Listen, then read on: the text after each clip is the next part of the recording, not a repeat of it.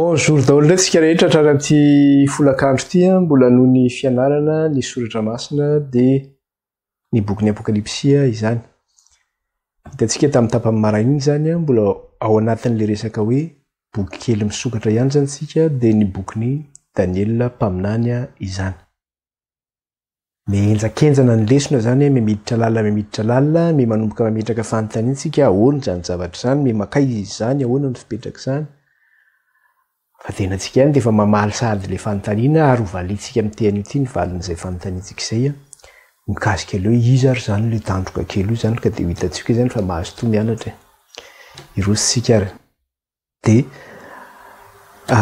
avy eo tsika raha sitrapon'Andriamanitra dia hitsofoka ihany koa amin'ilay fanazavana mikasika ilay hoe 340 andro satria le 340 andro zany miara mifarana ihany koa amin'ilay 530 andro. Ka na le 530 andro na le 930 andro na le 730 andro dia ao anatin'ilay 340 andro daholo zany no misy an'iny. Fa ny famaranana le 530 andro dia miara mifarana amin'ilay 340 andro.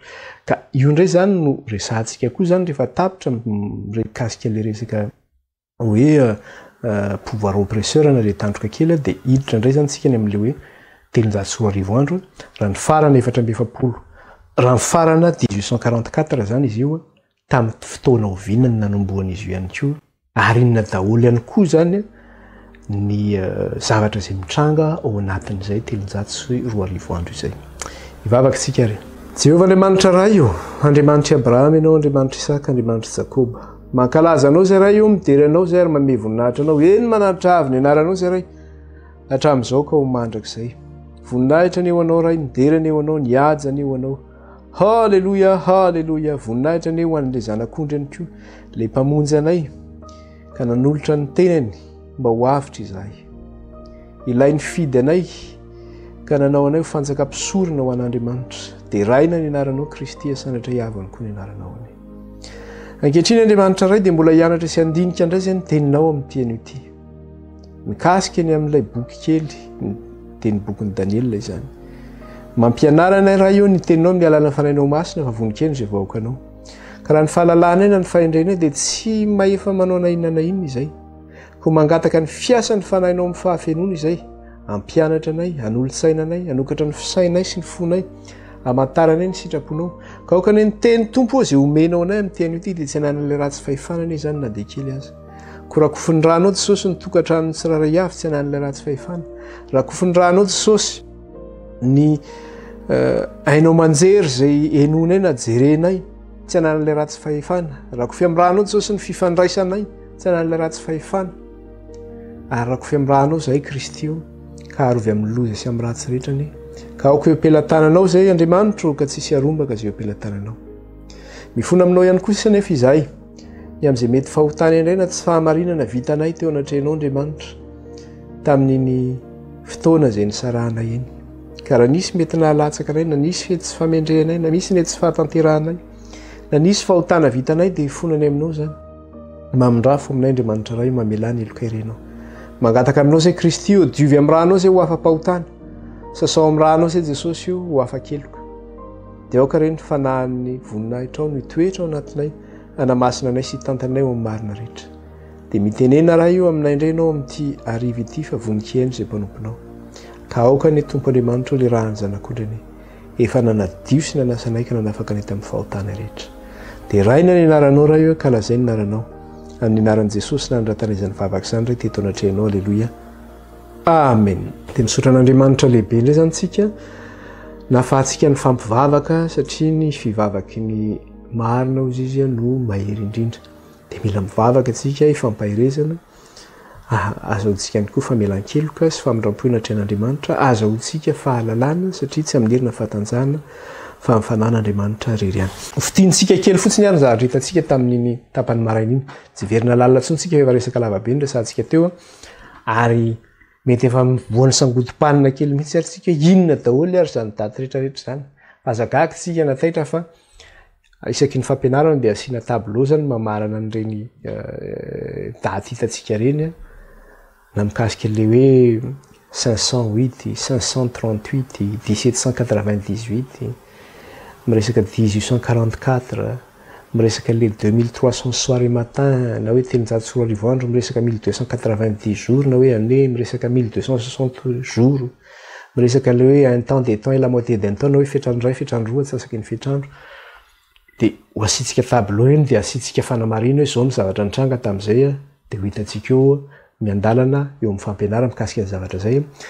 Dia zay koa mahatsara le izy hoe amin'ny réseaux sociaux no misy an'ilay fampianarana, zany hoe amin'ny vidéo zany le izy efa document mipetraka zany na amin'ny YouTube na amin'ny Facebook sy ny amin'izay manao enregistrement koa zany, dia efa mba afaka mijery an'iny fotsiny zany tsika hoe zao le zavatra zany raha misy tsy azontsika dia verenana kely le izy. Dia plus ianao mandinika le izy, plus mitsofoka aminao le fanazavana mikasika an'izay zavatra zay zany.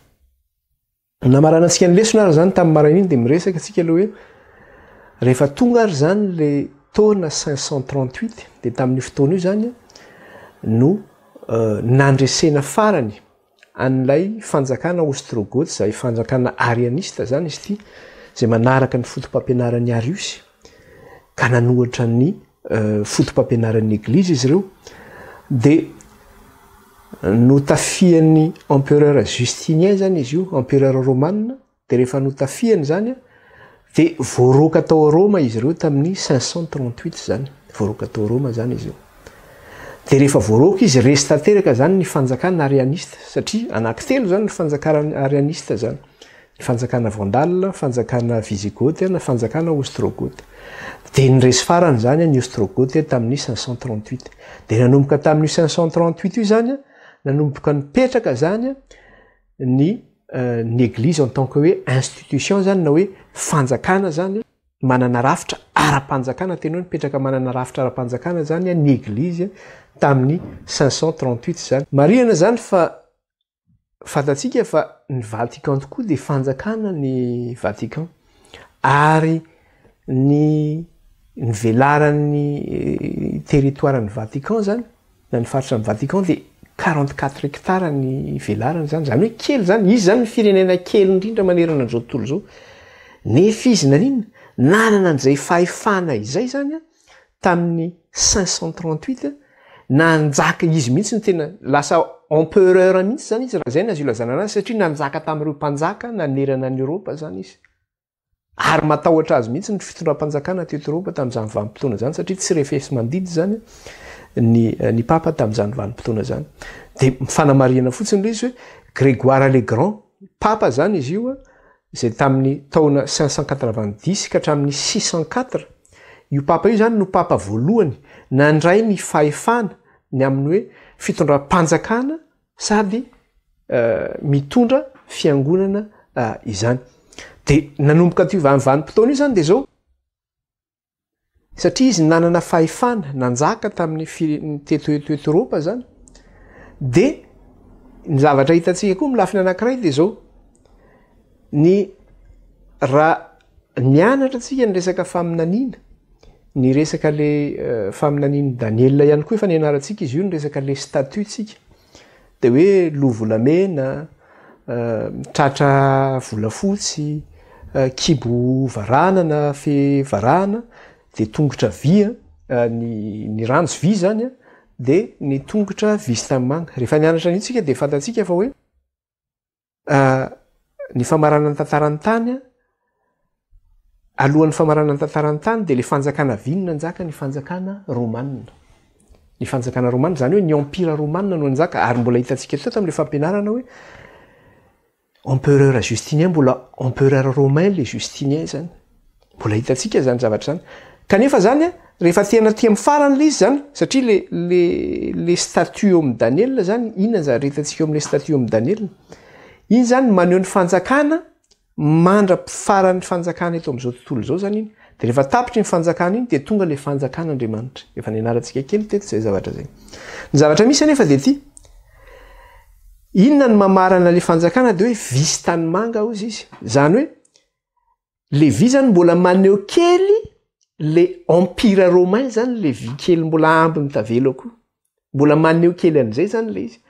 Dia rehefa tena jerena le izy dia iza zany no nandimby an'le empire romain zany.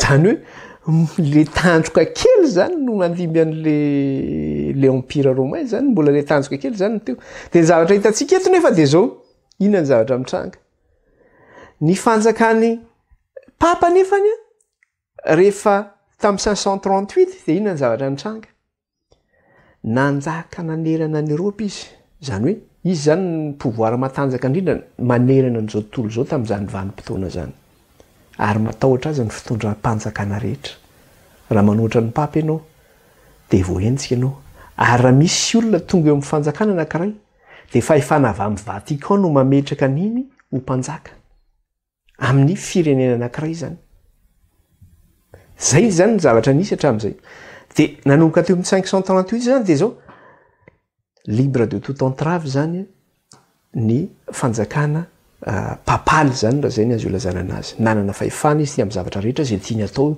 raha misy tiano saziana de saziny raha misy tiano vonoina de vonoina raha misy tiano gadraina de gadraina raha misy faizina de faizina de izy manao rehefa izy mandito zao ny zavatra atao zao ny zavatra atao zany de hitantsika atao anatin'izany zavatra zany raha mijeritsika ny tantaran'ny eglizy zany de ny zavatra hita zany de ty manao hoe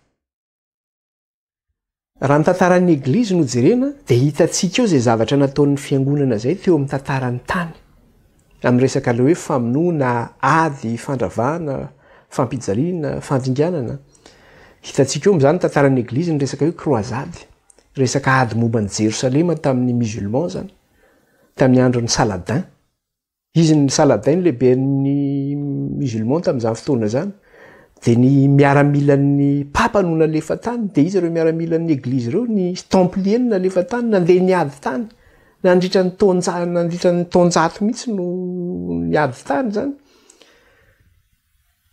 de raikitra niady tany inona vokatra an'izay ny eglizy no mandefa an'izay zany hoe nisy famonoana zany tamin'ny alalan'ny eglizy nisy ady tamin'ny alalan'ny eglizy teo ihany koa ny tamin'ny andron'ny période ny réforme ny anarantsika teto tamin'ny tantaran'ny fiangonana ny anatritsika tamin'ny resaka hoe Jean Hus, Calvin, Luther, Wycliffe ny anarantsika teto zany tamin'ny fanenjena ara-pivavahana Jérôme tao no gadraina tao no nidorana velona tao no natao sestany tao no gadraina zavatra maro samihafa zany nataon'ny eglizy nisy famonoana tao zany hitantsika tao anatin'izay koa le hoe Saint Barthélemy tao anatin'ny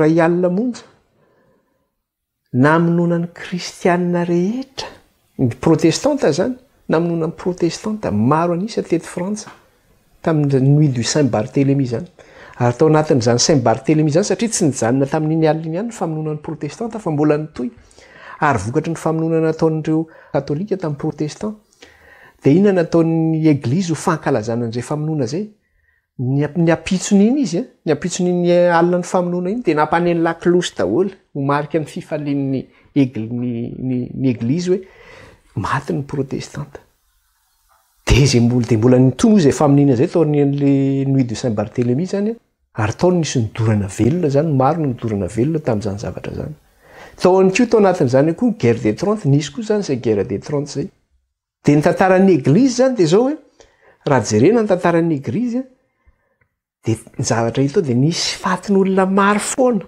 analiny atapitrisany mihitsy maty vokatry ny nataon'ny eglizy tantara zany oa mijery ny tantarantsika hoe zavatra nisy zany satria raha mitentsika aiza misy an'izany amin'izao fotoana zao mpandainga ianao hoe zao tsy miditra amin'izay fa mianatra tantara tsika ohatrany hoe mianatra tantara hoe tany am-pianarana hoe ahoana ny histoiran'ny guerre mondiale première guerre deuxième guerre mianatra tsika teny ery ny mpampianatra ny hoe Hitler nanao an'izao Staline nanao an'izao de mba miteny koa tsika zany hoe ny eglizy nanao an'izao fa raha vao miteny ny eglizy zany de hoe manenjika zany ny dikan'izany tantaran'ny eglizy zany no anarantsika eto mianatra tsika hoe ino io faminaninany amin'ny Daniel io de ny vokatry ny nataon'ny eglizy koa de be de be koa ny faty olona vokatry ny nataon'ny eglizy be de be ny olona maty ka ny zavatra misy zany de zao hoe izay nanohatra zany ny fotom-pampianaran'ny eglizy na izay tsy nety nanaraka an'izay fampianaran'ny eglizy zay raha mitenin'ny eglizy zao no tokony atao kanefa tsy manaraka an'izay de fahafatesana ny miandry anao tratran'le hoe inquisition ianao na masakra ny miandry ianao. Inquisition zany tribunal ny eglizy zany karaha voatratra ny tribunal ny eglizy io ianao ohatrany tamin'ny androny jiosy le hoe Sanhédrin na hoe Sinédrion zany hoe tribunal ahoana ny filazany zany hoe tribunal religieux zany io karaha voatratra ny inquisition ianao dia nivokatra an'izay raha vao hoe coupable ianao fa afatesana ny miandry ianao. Fa raha ohatra zany ianao amin'in'le tratran'le hoe inquisition ny tratran'ny fanendrehana ka raha ohatra zany ianao ka mirenier inona moa le mirenier hoe mirenier raha ohatra zany ianao manana fotom-pinoana ianao miteny manao ianao hoe ohatra ianao miteny manao hoe za mino fa tsy misy zany trinité zany ohatra hoa zany na miteny ianao hoe za mino fa Jesosy dia maninona tsy maty azoma zany fa maty amin'ny antsasaky ny herinandro dia ozy ny eglizy manao hoe Jesosy maty zoma fa tsy maty amin'ny antsasaky ny herinandro zany dia ozy ny eglizy manao anao hoe raha miteny ianao fa hoe maty zoma Jesosy dia tsy maty ianao. Dia raha ohatra zany ianao miteny an'izay dia hafitra ianao fa raha miteny ianao za tsy mino an'iza fa maty alarobia Jesosy fa afatesana ny miandry ianao. Zany ny zavatra nitranga tamin'izany vanim-potoana zany nahazo an'ireo réformateur ireo. Iny moa zavatra nataon'ireo réformateur teo ny zavatra nitenen'izy ireo dia zao nanao hoe ny famelan-keloka dia azo maimaim-poana noho ny amin'ny rany Jesosy Kristy. Raha mandray an' Jesosy tompo sy mpamonjy ny fiainanao anao ka mihay keloka eo anatrehan'Andriamanitra dia mamindra fo tokoa Andriamanitra ka mamila heloka sy manadio antsika noho ny amin'ny rahany zanak'ondry. Angatana ny rahan'i Kristy dia manadio. Fa ny eglizy dia mampianatra fa mba azonao famelan-keloka dia mila mikonfesy ianao eo alohan'ny pretra. Nefa ny protestanta dia zao tsy mila mikonfesy tsony eo anatrehan'ny pretra ianao. Vokatra an'izay raha vao tsy manao an'izay zany ianao fanenjehana ny miandry anao fa afatesana ny miandry anao. Fandresantsika be dia be ny resaka ndresantsika teto tamin'ny tantaran'ny fiangonana fa ohatra ny raisina zany zay zavatra zay. Dia vokatra an'izay dia fanagadrana famonoana no nataon'ny eglizy tamin'izany fotoana zany. Ary rehefa ianao zany raha vao ohatra ka manoatra ny fampianaran'ny eglizy na tsy mety mitoetra ny fampianaran'ny eglizy dia tonga dia atsoina ianao hoe hérétique zany na hoe infidèle ny atsoina anao. Hérétique na hoe infidèle ny atsoina anao ka raha voatratra an'izay anarana zay ianao ratsy be zay ohatran'le atsoina amin'izao fotoana izao hoe secte na hoe raha vao hoe secte mantsy vao miteny hoe secte dia ny olo dia dangereux ny dikan'izay tonga dia efa ao anatin'izay zavatra zay hoe zay molona hoe dangereux zay. Dia raha vao hoe hérétique zany alao lavitra ohatran'ny hoe olona voan'ny pesta zany. Tamin'ny andro ny apôstôly Paoly koa mba natsony zareo Sinédriona hoe pesta io mila ho fongorana ka raha vao hérétique zany ianao dia fongorana ianao zany zay miandry ianao zany tamin'ny andron'ny tantaran'ny fiangonana. Dia ireo zay te hivelona zany ny amin'ny fahamarinan'ny soratra masina dia tsy maintsy nenjehina sy novonoina voahenjika ny eglizy izany. Dia ireo nge le atsoina eo amin'ny Daniel ireo le atsoina hoe olona masina ao amin'ny Daniel. Jerentsika kely eo amin'ny Daniel toko fafito andininy fadimy amby roapolo. Daniel toko fafito dia ny andininy fadimy amby roapolo. Daniel toko fafito dia ny andininy fadimy amby roapolo. Zao ny vaky ny teny amin'ny anaran'i Jesosy. Ary teny anohatra ny avo indrindra izy sy ampahory ny olo-masiny ny avo indrindra. Ary tady anova fotoana sy lalàna ary atolotra eo tanany ireo ambarapatapitry ny fetrandro ray sy fetrandro roa ary atsasaky ny fetrandro. Dia hono izy amin'ny etapa voalohany. Ary teny anohatra ny avo indrindra izy sy ampahory ny olo-masiny ny avo indrindra. Ampahory ny olo-masiny ny avo indrindra. Ka ty olo-masina reto zany zay atsoina atao amin'ny Daniel reto sy le olo-masin'ny eglizy reto. Le olo-masin'ny eglizy mantsy le asiana le auréole eto ambony. Inona moa le auréole le ohatran'ny boribory iny eto ambony eto dia manao le tanana ohatr'izao dia tena hoe masina be. Teo amin'ny atsangam-bato iny zany. Dia misy boribory eto dia masina be. Dia misy moa ny olona mivavaka amin'iny olona masina iny zany. Fa tsy ny olona masina iny le izy, tsy le misy le boribory iny le izy. Na le hitantsika izay mety asehon'olona ohatr'izao ny paozin'ny olona masina. Fa le olona masina eto ireo le nenjehina sy novonoina no ny tenin'Andriamanitra sy ny filazanan'i Jesosy Kristy. Ireo le nampahoriana sy nenjehina. Ireo zany le atsoina hoe olona masina ireo. Rehefa hitantsika tany amin'ny apokalipsy koa izy ireo. Ireo le tsy nentina handray ny marika ny bibidia nanekohaka teo amin'ny sariny na nandray marika teny amin'ny tanany na amin'ny andriny ireo le antsoina hoe olona masina ireo zany le mitandrina didin'Andriamanitra sy manana ny filazanan' Jesosy fa tsisy fandraisany mihitsy am'le olona masina hitantsika hoe ohatr'zao ny olona masina le hoe misy boribory kely eto auréole iny auréole mantsy ny anaran'izy iny dia tsy izay mihitsy ny atao hoe olona masina fa ny olona masina zany ireo le voaenjika no ny tenin'Andriamanitra sy ny filazana any Jesosy izany dia raha ohatra ary zany ny zavatra hitantsika dia zao hoe raha nanomboka ary zany ny famonoana sy ny fanenjehana zany tena hoe mahery vaika nanomboka tamin'ny 538 io dia 1260 année taty aoriana zany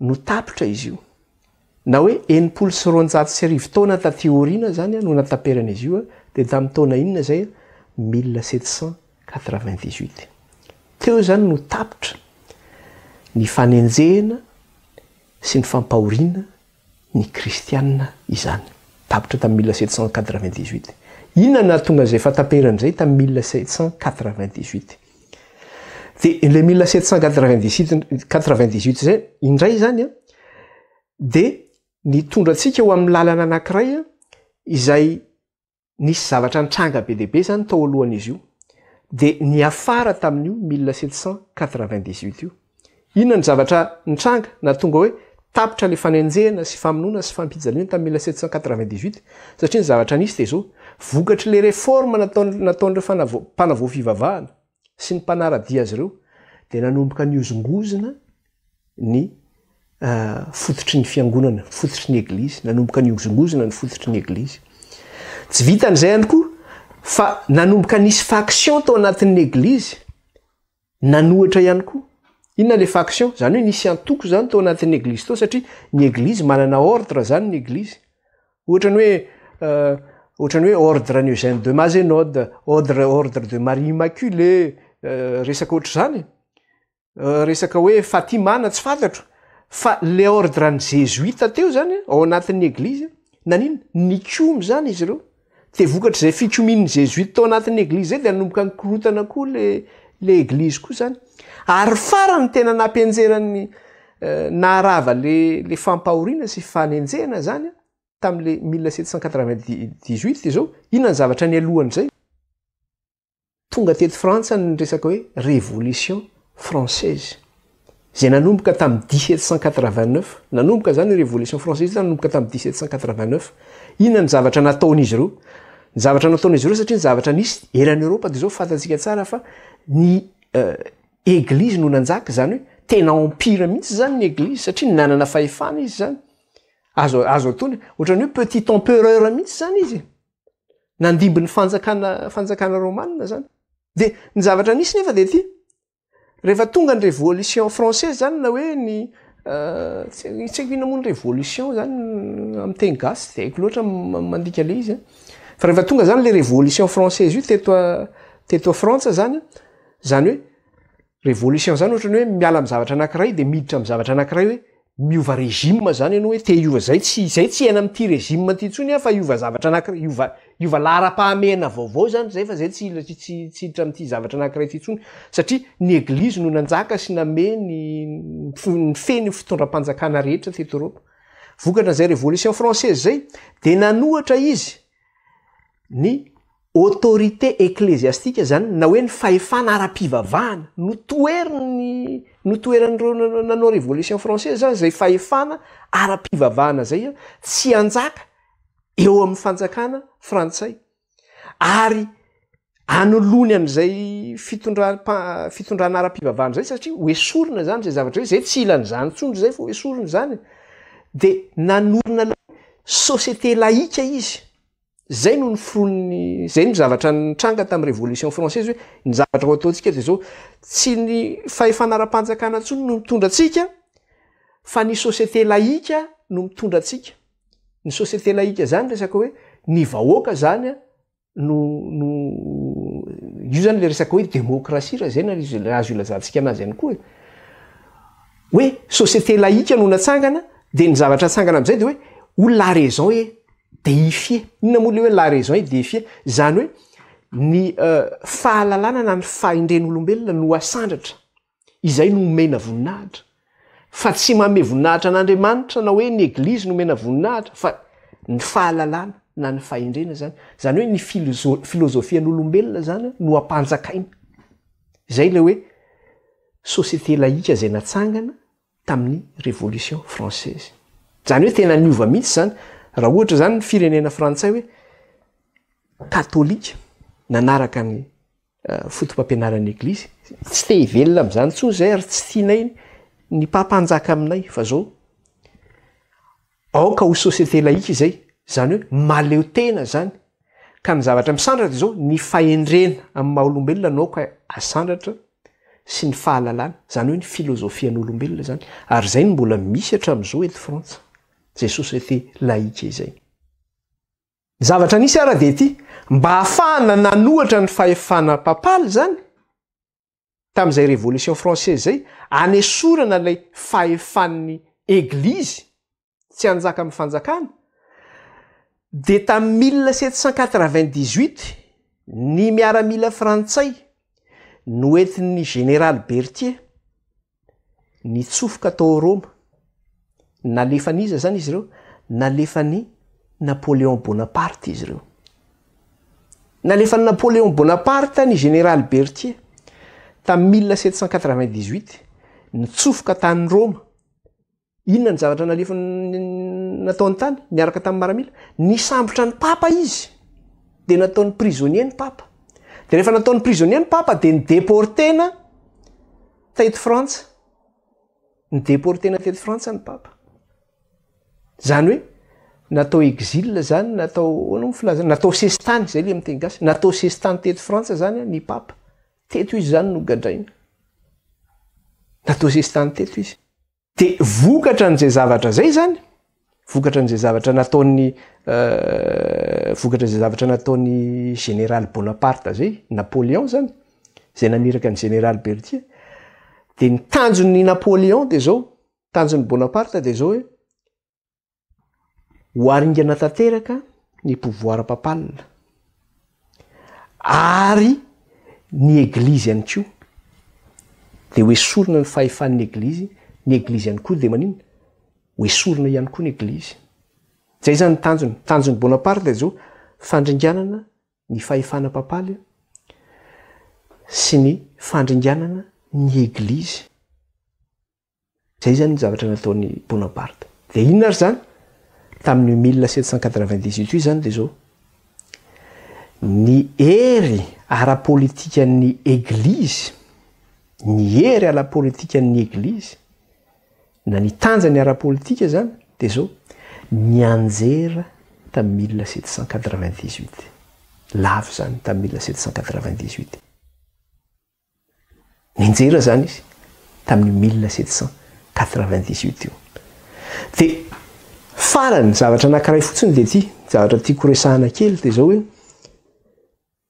zavatra tsy voalaza atsika ihany koa izy fa nyresantsika kely fotsiny de zao hoe raha nyresaka tsika mikasika ireo zavatra rehetrarehetra zay hitantsika teo zany mikasika ireo hoe inona ny zavatra nitranga tamin'ny 1508 inona ny zavatra nitranga tamin'ny 538 inona ny zavatra nataon'ny fiangonana nandritra n'izay vanim-potoana zay zany satria nijeryntsika ny relatentsika le tantara zany nasentsika teo le tantara hoe ny zavatra nataon'ny eglizy zany de hoe teo le resaka hoe nanao croisade izy nanao inquisition izy famonoana sy ny maro samihafa zany teo ihany koa le resaka hoe fandoroana velona ny olona masina ny Saint Barthélemy ny guerre des 30 sy ny zavatra maro samihafa tamin'ny andron'ny réforme zany de ny zavatra hitantsika zany de ty hoe inona ihany koa zavatra anankiray tena voamarika ato zany de leo amin'ny Daniel toko fahafito andin'ny fadimy amby roapolo iverenantsika kely izy io inona ny zavatra voasoratra io Daniel toko fahafito andin'ny fadimy amby roapolo de zao ny zavatra voasoratra io ary teny anohatra ny avo indrindra izy sy ampahory ny olo-masiny ny avo indrindra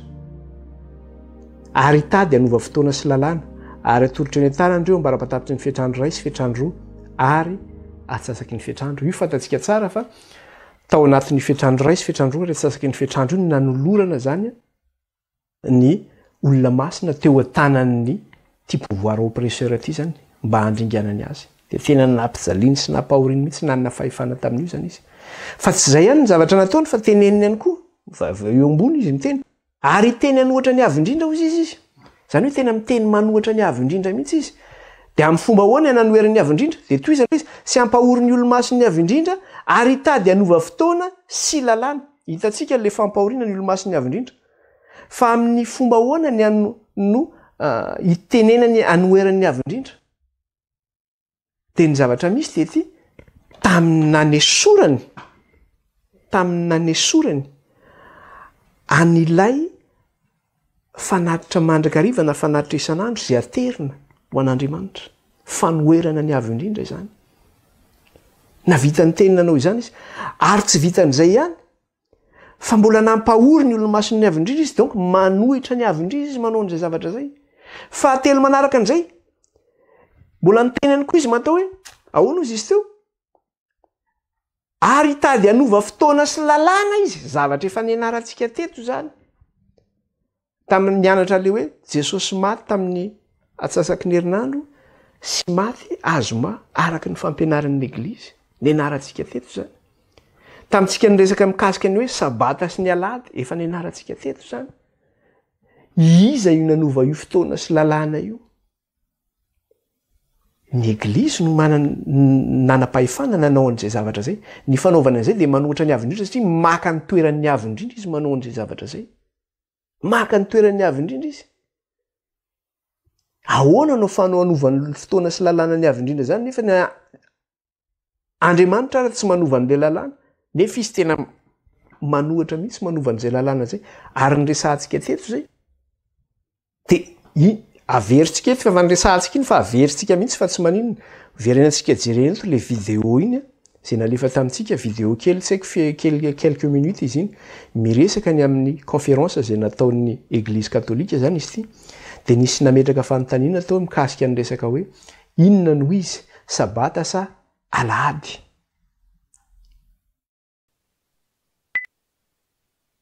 I have repeatedly offered $1,000 to anyone who can prove to me from the Bible alone that I am bound to keep Sunday holy. There is no such law in the Bible. It is a law of the Holy Catholic Church alone. The Bible says, "Remember the Sabbath day to keep it holy." The Catholic Church says, "No. By my divine power I abolish the Sabbath day and command you to keep holy the first day of the week." And lo, the entire civilized world bows down in reverent obedience to the command of the Holy Catholic Church. T. Enright, CSSR, in a lecture at Hartford, Kansas, February 18th, 1884. The Catholic Church for over 1,000 years before the existence of a Protestant, by virtue of her divine mission, changed the day from Saturday to Sunday.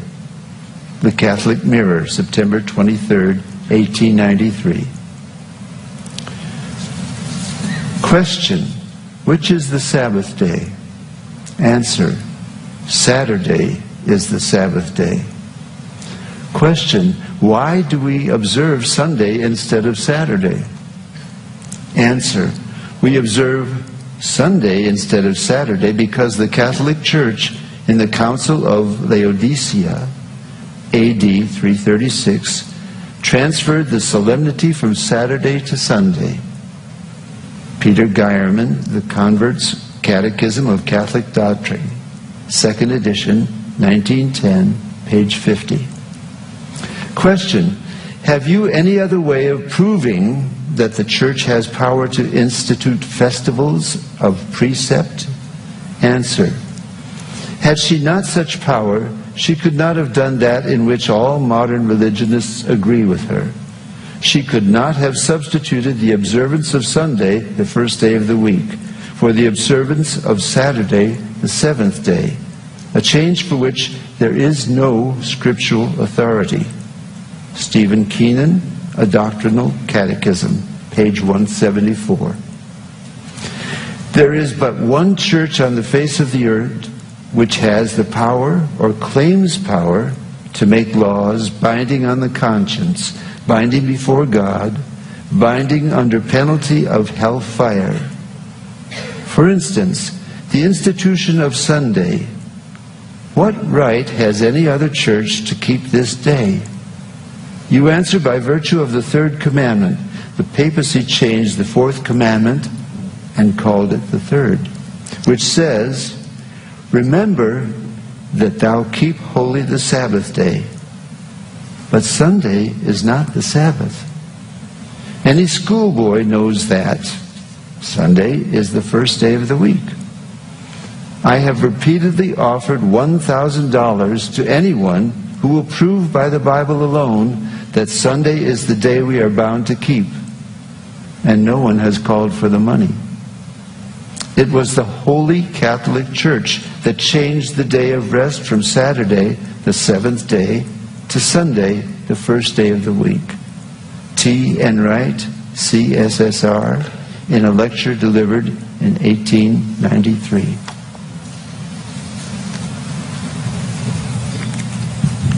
Thank you, Bishop. Inona ny andro fitsarany sabata sa lahady? Dia namaly le kardinal katolika, namaly izy. Dia zao no niteneniny satria niraisiko antsoratra izy dia resahako amintsika eto zany fa hitantsika amin'ny vidéo izy dia verenako kely vakina ilay satria zava-dehibe loatra le zavatra resahana eto miresaka le hoe anova fotoana sy lalàna. Dia hoy izao le déclaration zany manao hoe mikasika le ny amin'ny sabata zany. Dia hoy izy le kardinal rehefa nametraka fanontaniana zany reo olona zany dia hoy izy le cardinal, j'ai proposé à plusieurs reprises $1000 à toute personne qui pourrait me prouver que par la Bible seule, je suis obligé de sanctifier le dimanche. Zaho izy afaka mifanamby $1000 amin'ny olona izy zay afaka manaprofo fa amin'ny alalan'ny baiboly dia zao azo amasinina ny andro alahady. Manao fanamby aho izy raha misy olona mahita ao anaty baiboly fa hoe azo amasinina ny alahady. Dia namaly izy tsy misy izy eo anaty baiboly milaza hoe manamasina ny andro alahady. Fa ny zavatra mivoalaza amin'ny baiboly izy dia izao, souviens-toi du jour de repos pour le sanctifier. Mahatsiarova ny andro sabata anamasina azy. Izay izy ny voalaza amin'ny baiboly. Fa ny église catholique kosa izy dia miteny manao hoe non, par ma puissance divine j'abolis le jour du sabbat et vous ordonne de garder le saint premier jour de la semaine. Amin'ny fahefako izy ma puissance divine zany, amin'ny herin'Andriamanitra toamiko zany. Zay le hoe maka ny toeran'Andriamanitra. Zay mantsy le hoe maka ny toeran'Andriamanitra. Amin'ny fahefan'Andriamanitra toamiko izy dia zao afaka manino mandrava, satria zay hoe miabolira. Afaka mandrava ny andro sabata izay ary mandidy ny hitandremana ny andro voalohany amin'ny herinandro dia tsy izy izany fa ny andro alahady. Et voilà, l'ensemble du monde civilisé s'incline en une obéissance respectueuse au commandement de la Sainte Église catholique. Vokatra n'izany izy dia zao tontolo mandroso rehetra izao zany, na ny firenena mandroso rehetra ozy izy, na ataontsika ihany koa ny andalam-pandrosoana, dia miankohaka sy manaja ny didin'ny Église katolika, ny amin'ny fitandremana, ny andro voalohany amin'ny herinandro, dia ny andro alahady izany. Dia ozy izy, l'Église catholique de plus de 1000 ans avant l'existence d'un protestant, en vertu de sa mission divine, a changé le jour du samedi à dimanche. Ny fiangonana katolika ozy izy, arivo taona talohan'ny orenan'ny fiangonana protestant, dia zao noho ny mission ozy izy, zay nampanaovina azy, lazay ny fanomen'Andriamanitra mission zany izy, dia nanova izy ny andro asabata, izay andro sabotsy io, ho andro alahady. Dia lasa andro alahady zany no andro fivavahana. Dia misy mametraka fanontaniana manao hoe inona ary zany ny andro sabata? Dia mamaly ile cardinal manao hoe ny sabotsy no andro sabata. Dia mametraka fanontaniana indray ilay olona manao hoe maninona ary tsika no mitandrina ny andro alahady fa tsy ny andro sabotsy raha hoe sabata zany no na hoe maninontsika no mitandrina ny andro alahady ozy izy fa tsy ny andro sabotsy satria ny sabotsy no sabata fa tsy ny alahady. Ny valiny de zao: nous observons le dimanche au lieu du samedi parce que l'église catholique a transféré la solennité du samedi à dimanche. Mitandrina ny andro alahady ozy izy isika fa tsy ny andro sabotsy satria ny église katolika no nanova an'io andro fitsaharan'io sabata ho andro alahady. Ny antony mahatsika ozy izy mitandrina ny andro alahady de zao: ny antony mahatonga atsika ozy izy mitandrina ny andro alahady no ny andro sabata de satria ny église katolika, zany hoe miteny mihitsy zany izy, ny église katolika ozy izy no nanova an'io andro voatokana masina io de ny sabata izany, ny sabotsy, ho andro alahady ozy izy. Lasa andro alahady zany no andro fivavahana. Fanontaniana: avez-vous notre façon de prouver que l'église a le pouvoir d'instituer des fêtes de préceptes? Enao ve ozy izy le olona afaka manamarina, afaka manapirofo fa ny église de manana pouvoir, manana fahefana anova fitsipika zany ao amin'ny soratra masina, na hoe refety eo amin'ny soratra masina, na hoe ny sabata zany ao amin'ny soratra masina? Ny valiny de zao: si elle n'avait pas ce pouvoir, ozy le cardinal, elle n'aurait pas pu faire celle de tous les théologiens modernes avec elle. Raha ohatra ka tsy nanana izany fahefana izany ozy izy ny église de tsy afaka nanova ihany koa ny amin'ny théologien rehetra am'izao androtsika ankehitriny zao. Zany hoe ny fotom-pampianarana rehetra zany na ataon'ny théologien am'izao fotoana zao raha mbola fotom-pampianaran'ny église ihany koa izany. Karaha ve nge zany zalahy? De toy izany: elle n'aurait pas pu substituer. Raha ohatra ka tsy nanana fahefana zany izy nanova an'izay fitsipika izay ao anatin'ny soratra masina, de hoy izy: elle n'aurait pas pu substituer l'observation du dimanche le premier jour de la semaine pour l'observation du samedi le 7e jour. Raha tsy nanana an'izay fahefana zay ozy izy ny église de tsy afaka nanova ny fitandremana ny sabata andro fafito ho lasa fitandremana ny andro alahady andro voalohany amin'ny herinandro. De nefa izy ihany manamarina azy eto manao un changement pour lequel il n'existe pas d'autorité scripturaire. Zany hoe tsisy soratra voalaza mihitsy zany ao amin'ny soratra masina manambara manao hoe afaka manova an'izay ny église, kanefa izy milaza fa manana an'izay fahefana zay izy. De zao nefa le izy misokatra ny fahazavana.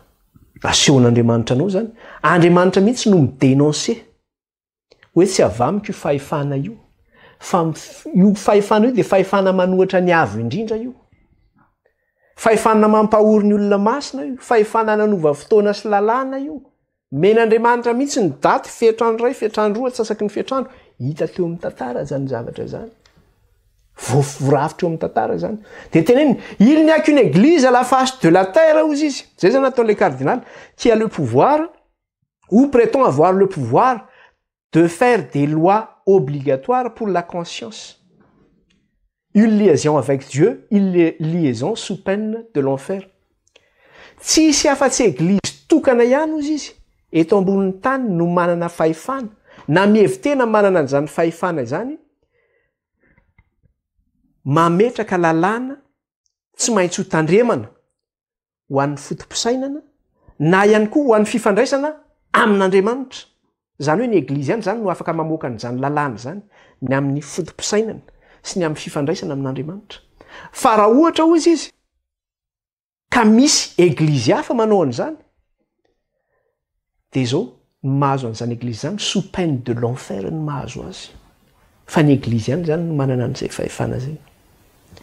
Par exemple ozy izy l'institution du dimanche quel droit pour toute autre église de garder ce jour? Inona ny antony ozy izy mahatonga,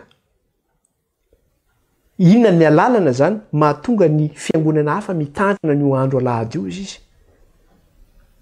De mamalina reo izy hoe en vertu du troisième commandement, vokatry le didy fahatelon'ny église mahatonga azy mitandrina ny andro. Ny antony de zao, la papauté a changé le quatrième commandement et a appelé le troisième qui dit souviens-toi de sanctifier le jour du sabbat. Izany hoe ny olona rehetra zany na ny fiangonana rehetra zay mitandrina ny andro alahady io de mitandrina ny didy fahatelon'ny église avokoa. Satria ny papauté na ny papa no nanova ny didy fahaefatra manao hoe mahatsiarova ny andro sabata na masina azy isolo an'ilay didy fahatelon'ny église zay miteny manambara manao hoe manamasina ny andro alahady. Lasa mitandrina ny andro alahady ny olona zany. Fa miteny izy eto, mais le samedi amafisiny, izy tena manamafy, izy tena tsy manohatra mihitsy ary izy tsy mandanga izy fa miteny ny marina izy. Fa ny zavatra pira de ty, ireto miaro ny alahady reto, ireo no miezaka mafy mihitsy. Hoe zao nge mahatonga an'izao, fa ny église ny azo tsoro ny marina. Izy ndray tsy mamandanga izy fa teneny ny marina. Fa reo zay manamary tena mitandrina ny andro alahady, tonga am'le fiteneny odoy. Tsy didin'ny église io tandremanareo fa tsy didin'Andriamanitra, didin'ny église io. Didin'ny église io. Ninona iodika vino na iodika vara ianao? Olona mianatra ihany angetrika fa tsy mianatra zéro ny tantara. Fa didin'ny église io. Araka le teny manao hoe mais le samedi est le jour du sabbat ozy izy. Tout écolier sait que le dimanche est le premier jour de la semaine. Fatatsika tsara ozy izy fa ny sabotsy, ny andro sabotsy no andro sabata. Ary ny mpianatra rehetra de mahalala fa ny andro voalohany amin'ny herinandro de ny andro alahady. De za efa niteny anareo ozy izy manao hoe j'ai proposé à plusieurs reprises $1000 à toute personne qui se révélera par la Bible seule que le dimanche est le jour où nous sommes tenus de garder et personne ne s'est prononcé pour l'argent. Za ozy izy nanao fanamby $1000 amin'ny olona rehetra izay afaka manambara amiko fa amin'ny alalan'ny baiboly de afaka atandremana ny andro alahady. Ka io no tokony hitandremana nefa ozy izy tsisy olona sananatona anao hoe tena marina tokoa zany teninao zany fa tiany voasoratra anatin'ny baiboly fa azo tandremana ny andro alahady. De miteny farany izy manao c'était la Sainte Église catholique qui a changé le jour du repos du samedi, le 7e jour, au dimanche, le premier jour de la semaine. Ny église catholique ozy izy. Ny église catholique masina ozy izy. No nanova ny andro fitsarana samedi, sabotsy zany, andro fafito, ho andro alahady. Fitsarana, andro voalohany amin'ny herinandro. Tena miteny mihitsy hoe ny église. Tanteraka angely le zavatra volazan'ny soratra masina. Averisika Daniel 7:5-20. Inona zavatra teneniny io? Ary teneniny avy indrindra izy. Sy ampahoriny olo-masiny avy indrindra. Ary hitady anova fotoana sy lalàna. Inona le fotoana novaina? Andro sabotsy novaina ho andro alahady. Io andro nefa ninona io? Lalàn'Andriamanitra io andro. Sabatan'i Jehova io andro sabotsy io. Novaina. Manova fotoana sy lalàna izy. Nanova fotoana sy lalàna izy. De amin'ny alalan'izay zany, zay zavatra hitantsika zay zany, amin'ireo données hitantsika rehetrarehetra teo zany, mikasika ny tantaran'ny fiangonana zany, nanomboka tamin'ny 508, nitoy tamin'ny 538, nandrapatonga tamin'ny 1798, ny zavatra rehetra nitranga tao anatin'izay zavatra zay. De izao manao hoe iza zany io tandroka kely io? De mazava ho azy. Tsy mila tenenina akory zany. Io tandroka kely io zany le pouvoir oppresseur io le nametraka fahavetavetana tao amin'ny fitoerana masina. Le fahavetavetan'ny fandravana io napetrany tao amin'ny fitoerana masina io. io le nametraka le io le antsoina hoe péché dévastateur ozy izy rehefa miresaka tsika le 340 fa vetavetan'ny fandravana iza zany io tandroka kely io iza zany io fahefana mpampahory io nampahory ny olona masina io de ny église katolika romanina zany ny église katolika romanina zany io araka ny tantara tsika tsy miteniteny foana eto nijery sika teo nanaprofo araka ny tantara ino ny zavatra nisy de hitatsika teo araka ny tantara le izy izay no mahatonga le teny ao amin'ny apokalypsy verenatsika kely le izy apokalypsy toko 10 verenatsika kely le izy apokalypsy toko 10 de vakitsika ny andininy 9 ka hatramin'ny 10 inona le teny io apokalypsy toko 10 andininy 9 ka hatramin'ny 10 ary ny feo zay fareko avy tany an-danitra na dia niteny tamitro indray hoe mandehana raiso ilay boky nivelatra eny tany any anjely nitsangana eo ambony ranomasina sy eo ambonin'ny tany dia nakany amin'ilay anjely eo ka nanao tamin'io omeo ahy ny boky kely iny ary hoy izy tamiko raiso ka ano avokoa io dia hampangidiny kibonao izy nefa ombavanao dia omamy tahaka ny tantely dia noraisiko ilay boky kely teny tany any anjely ka nohoaniko avokoa ary raha mbola teo ombavako izy dia mamy tahaka ny tantely kanjo noho ny voateliko dia hanangidiny kiboko fahalengy anokatra n'izany hoe misokatra ny fahalalana any amin'ny bokin'ny Daniel zany ijery hoe inona zany faminaniana zany mikasika ny 5:3 andro miresaka faminaniana 9:3 andro miresaka hoe 7:3 andro miresaka ny miresaka le hoe 5:3 andro miresaka le hoe 340 andro fahaly anao ijery an'izay de nampafantarina anao le fahalalana kanefa ny zavatra nitenenina le izy de zao ireo teny nomena ireo hoe mamy ombady mangily eo ekipa de efa niresahantsika teo mikasika teto mikasika an'izy io manao hoe ny teny agneka zay nampilazaina ny Jeremia de zao hoe asena hoentina teo amin'ny vahoaka izany ny teny zay nomena an'Ezekela de zao nasena hoentina teo amin'ny vahoaka ny Israely zany fa rehefa naitona teo amin'ny vahoaka ny Israely zany de ino nitondra fandrafina zany hoe lasa tezitra tamin'ny Jeremia ny olona tezitra tamin'ny Ezekela ny olona nanandrina azy ireo nanandrina ny tavany Jeremia sy ny tavany Ezekela ny tavany izy ireo de eto koa de lazaina fa amin'ny fanokafana n'ity boky kely ity de zao mamy ombava mangidy eo ekibo koa be de be zany ny olona tsy mahazaka an'io raha maheno an'izany hoe ity tandroka kely ity nge ty fahefana mampahory ity nge ka ny église katolika romanina nyresahany zany teo amin'ny tantara fa iza ny tsotezitra amin'izany fa tsy zange no miteny an'izany tantaran'ny église zany fa aminanina no miteny an'izany soratra masina ny resantsika eto mamoaka an'izany fa tsy zany no miteny an'izany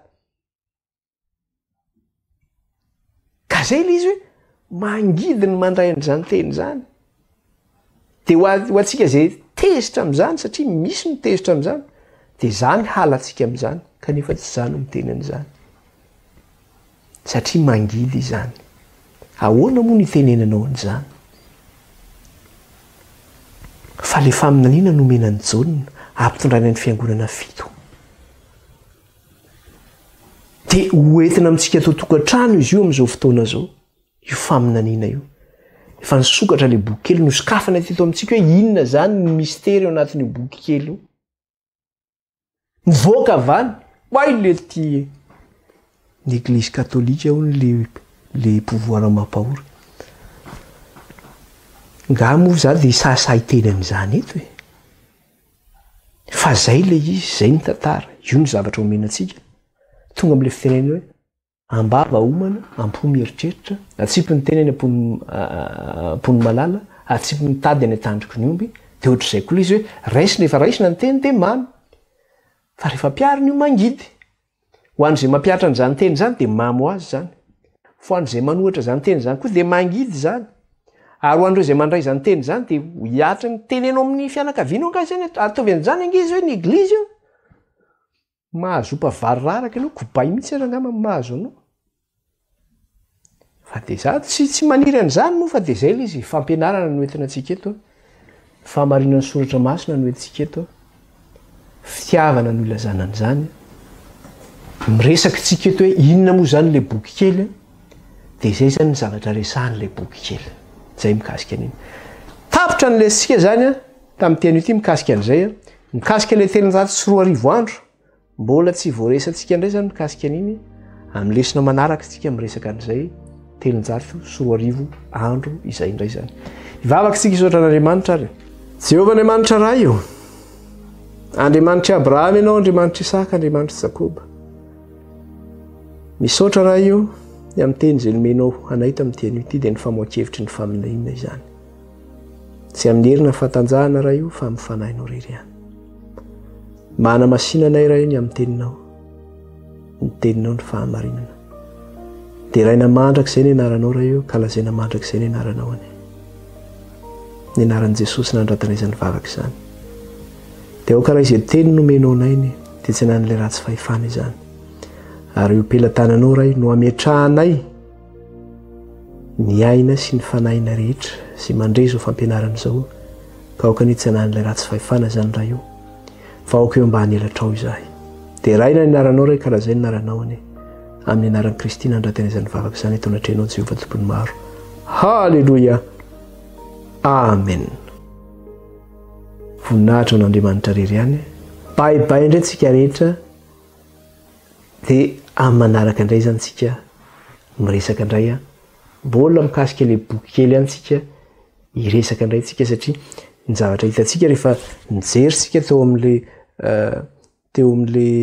ino izy ity rehefa nijery sika teo amin'ilay hoe nianina tamin'ilay velona mandrakizay dia nyresaka ilay hoe fiatrandro ray fiatrandro roa tsy asaka ny fiatrandro nyresaka ilay hoe 1290 jours nyresaka ilay hoe 1335 jours dia rehefa avy eo ihany koa nandeha tsika tany amin'ny toko 9 dia nisy ihany koa ilay nitsangana teo ambonin'le nisy olona masina anankiroa izay niresaka ihany koa nametraka fanontaniana tahaka an'ilay tao amin'ny Daniel toko 12 dia rehefa nametraka fanontaniana izy dia mandra-pahoviana ozy izy ny fahatanterahany zany zavatra zany na hoe ny fahatamperany zany zavatra zany dia niteny izy manao hoe 2300 soir mataina hoe 304 andro dia mbola iresaka an'itsika satria mbola tsy voaresantsika mikasika an'izay dia ho ataontsika tableau ilay izy fa reo faminaniana efa hitantsika rehetrarehetra reo zany dia ao anatin'ilay 304 andro daholo zany reo dia voaresantsika manaraka hoe avaiza indray zany a ny daty ny angianyity 304 andro ity zay ary fa dia manao velomantsika tahin'Andriamanitra daholo babay daholo